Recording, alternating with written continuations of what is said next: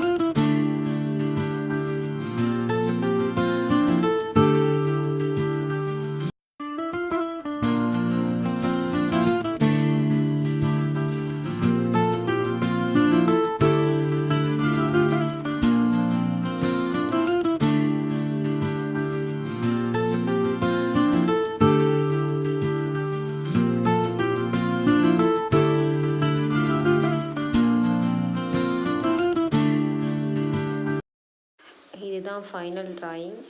எப்படி இருக்குன்னு கமெண்ட் பண்ணுங்கள். மறக்காமல் சேனலை சப்ஸ்கிரைப் பண்ணிடுங்க, லைக் பண்ணிடுங்க.